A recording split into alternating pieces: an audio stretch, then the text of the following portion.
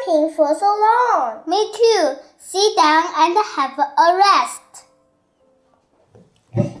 Here are 2 glasses of drinks. Look like cocoa. I'm so thirsty. I'll tell teacher later.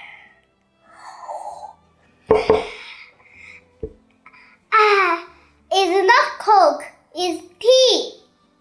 The color is different. I guess it's green tea. Kids, tea can quench your thirst better than cola. Hi, teacher. Why do you like tea, teacher? Yeah, tea is not sweet. It's even a little bitter. Tea is one of the proudest aspects of Chinese culture. Throughout history, the Chinese have invented various kinds of tea by controlling the length of roasting time, such as black tea, green tea, dark tea, and so on. The flavor and taste are different. I thought they were made of different kinds of leaves. Chinese tea is popular all over the world, and drinking tea is also good for your health. I see. Maybe when you grow up a little, you will be able to enjoy it.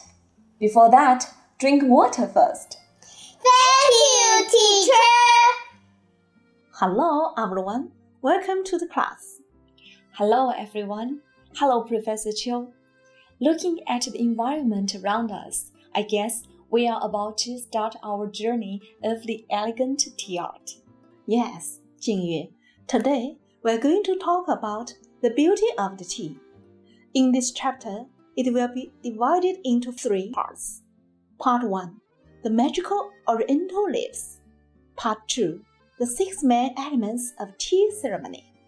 Part 3, how to tasting and feeling tea. China is the hometown of tea, and the tea tree originated in China. China is the first country in the world to discover, cultivate, and drink tea. Chinese tea, like Chinese silk and Chinese porcelain, has become synonymous worldwide with refined culture. Nowadays, tea has taken root in more than 50 countries around the world and has become one of the 3 most popular non-alcoholic drinks in the world. People throughout China drink tea daily. Tea is to the Chinese as wine is to the French, as beer is to the Germans, and as cigar are to the Cubans. Yes, Chinese people believe that drinking tea is beneficial to health. There are several types of Chinese tea, generally classified according to the degree of fermentation and processing, such as green tea, black tea, oolong tea, scented tea, white tea, yellow tea, dark tea, and so on. In the classic of material medical by Shen Nong tasted hundreds of herbs, encountered 72 poisons every day, and got tea to solve them. More than 6,000 years ago, the ancestors lived in the area of Tianluo Mountain in Yuyao, Zhejiang Province, began to plant tea trees. Tianluo Mountain is the earliest artificial tea planting place in China that has been discovered by archaeology so far. Many books put the date of the discovery of tea art 2737 to 2697 BC, and its history can be traced back to 3 emperors and 5 sovereigns in ancient China. The medicinal value of tea is recorded in the Book of Food by Hua Tuo of the Eastern Han Dynasty. A long taste of bitter tea will refresh you. After Qing unified China, it promoted the economic exchanges between Sichuan and other regions, and tea planting and drinking gradually spread from Sichuan to other regions, first spread to the Yangtze River Valley. In 2015, the Chinese Academy of Sciences officially confirmed that plant samples unearthed from Hanyang Mausoleum in Shanxi province were ancient tea leaves dating back more than 2,100 years, and the tea leaves unearthed from Hanyang Mausoleum were certified by Guinness World Records as the oldest tea ever found. Based on written records and archaeological evidence, we know that tea as a beverage had become rather popular in areas along the Yangtze River and its tributaries during the Western Han period at the latest. During the Wei, Jin, southern and northern dynasties, the family system had taken shape. Drinking tea was not only for refreshing oneself and quenching thirst, but also for social functions. With the rise of tea drinking by literati in Jin Dynasty, poems and songs about tea appeared gradually. Tea had already left the general form of food and entered the cultural circle, and played a certain spiritual and social role. With the introduction of Buddhism and the rise of Taoism, tea drinking has been linked with Buddhism and Taoism. According to Taoism, tea is a good way to help refine internal elixir, clear up the body and reduce turbidity, light up the body and transform the body into an immortal body. According to Buddhism, tea is also a necessary thing for meditation and tranquility. Therefore, many famous teas in China are originally cultivated in Buddhist and Taoist resorts, such as Mengding in Sichuan, Yunwu in Lu Mountain, Maofeng in Huang Mountain, and Longjing tea. In this respect, the Buddhists and Taoists also played a role in the cultivation, harvesting, and dissemination of tea. After the southern and northern dynasties, the scholar officials escape from the reality, like keeping emptiness. Drinking tea and writing poetry, tea consumption is greater than ever before. Tea in the south of the Yangtze River has become a common beverage. This phenomenon has been described as house all drink and sitting down to drink, which shows that drinking tea has become a kind of etiquette.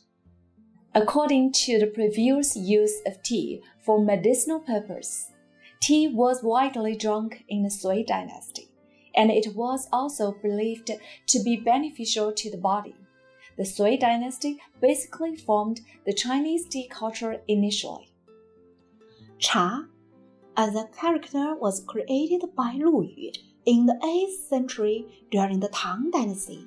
His book, The Classic of Tea, summarized the double content of the natural and human sciences of tea, discussed the art of tea drinking, integrated Confucianism, Taoism, and Buddhism into tea drinking, and pioneered the spirit of Chinese tea ceremony.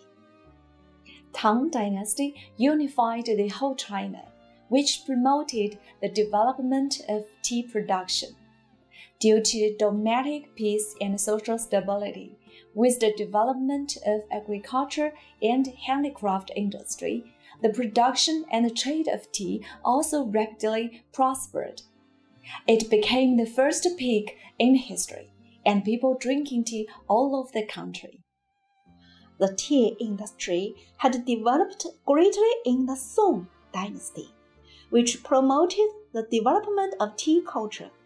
There appeared professional tea tasting scientists among literati, such as the Tang Society, composed of officials, and the Thousand People Society of Buddhists. Zhao Kuang-yin, the Taizu of the Song Dynasty, set up tea service organs in the court, and the tea served by the court was divided into different grades. Song people expanded the social level and cultural form of tea culture, and the tea business was very prosperous. But the tea art became complicated, trivial, and luxurious. The Yuan dynasty, on the one hand, the northern minorities is like tea, but they are mainly for the life and physical needs.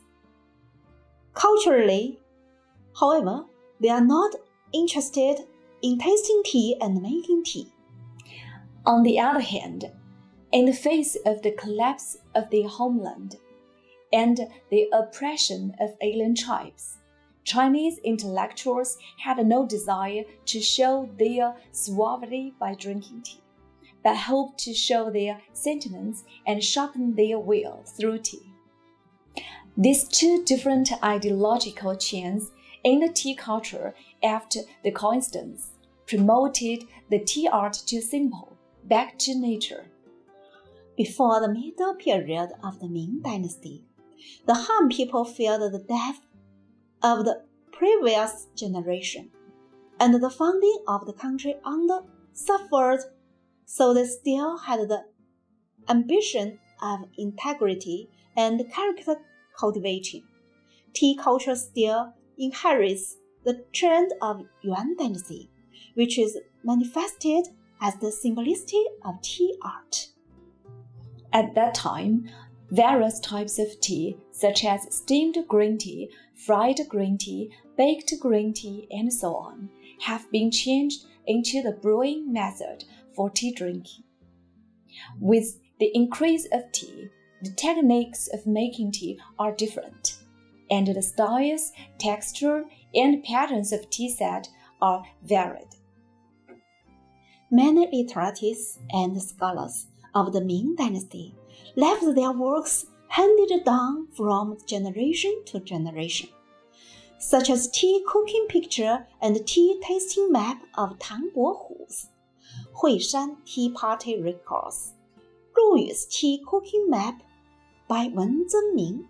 By the Qing Dynasty, tea export had become a formal industry, and there were countless books, stories, and poems about tea. Yes, before the Tang Dynasty, Chinese tea was exported by land and sea, first to Japan and Korea, then to India and Central Asia, and in the Ming and Qing dynasties, to the Arabian Peninsula.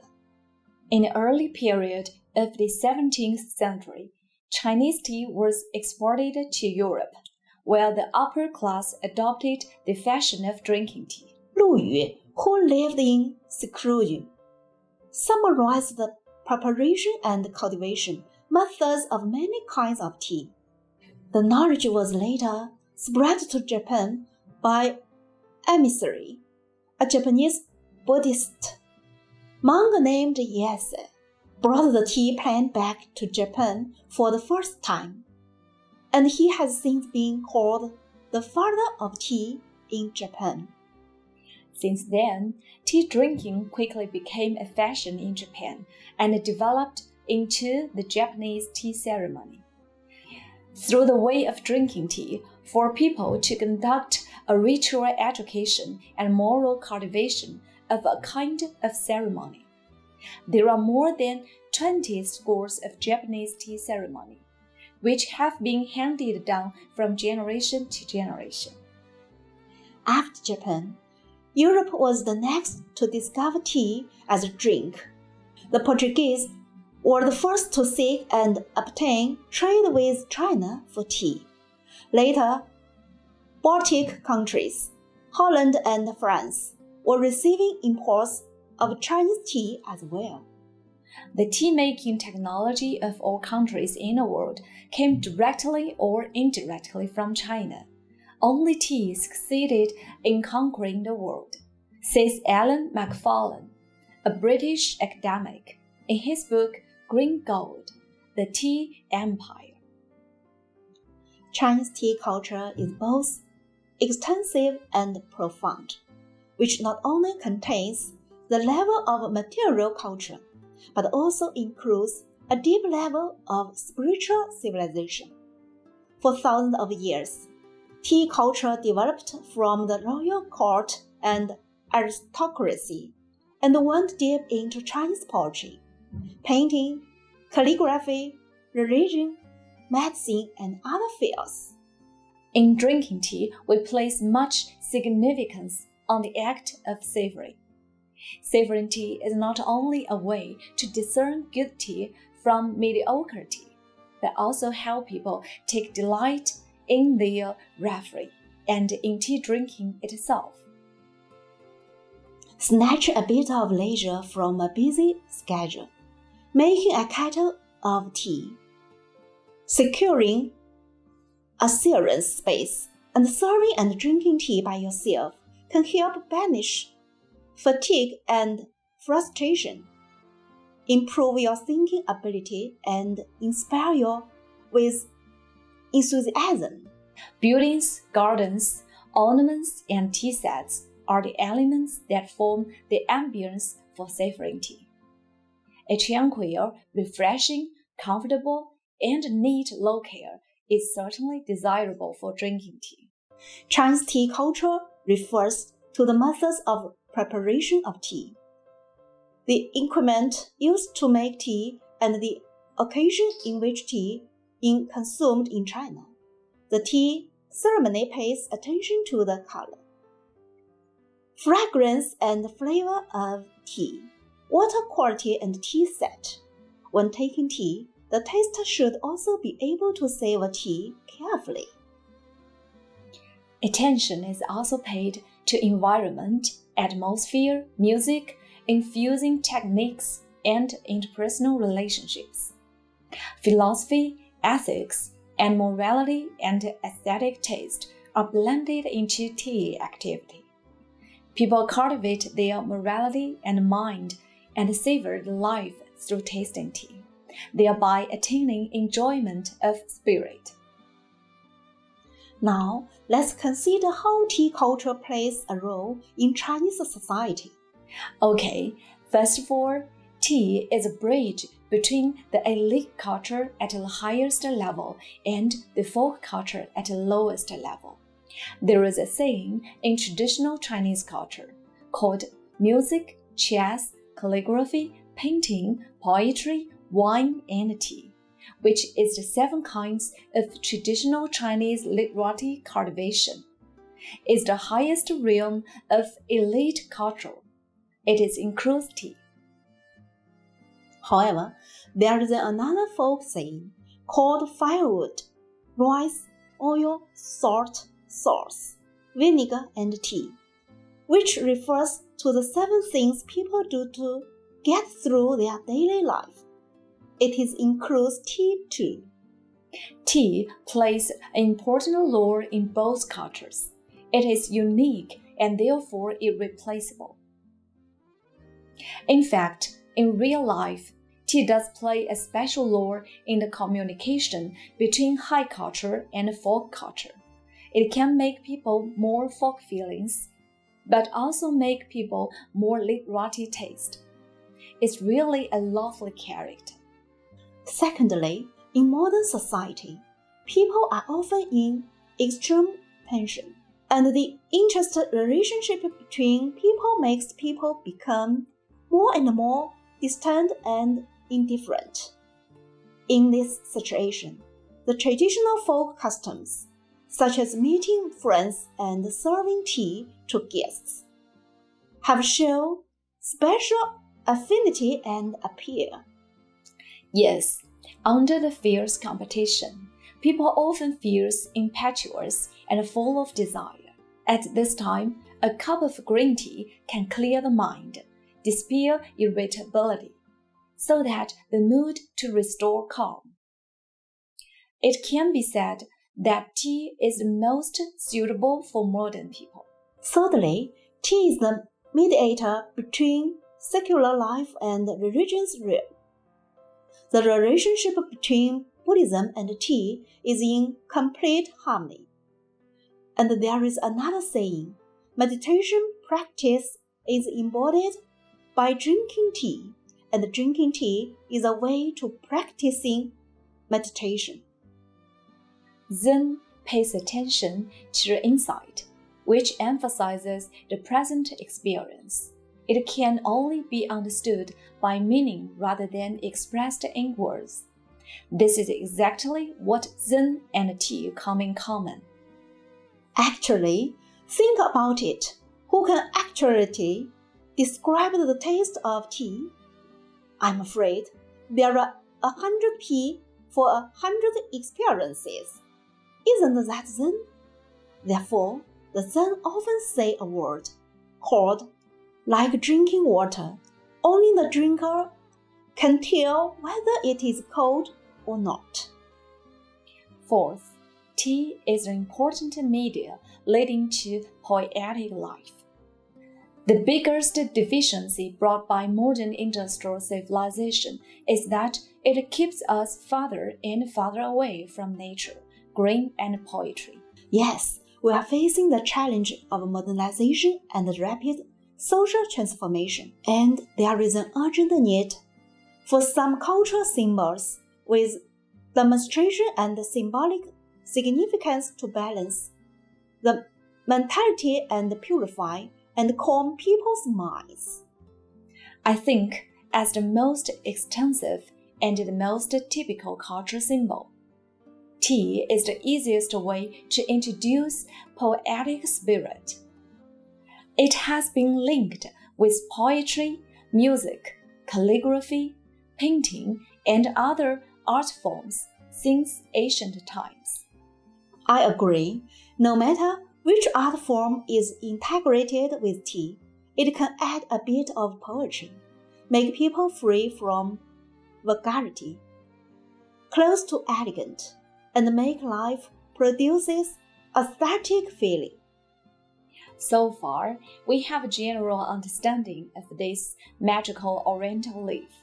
In the next section, we will focus on the 6 elements of the tea ceremony. That's all for today. Thanks for watching. See you next time.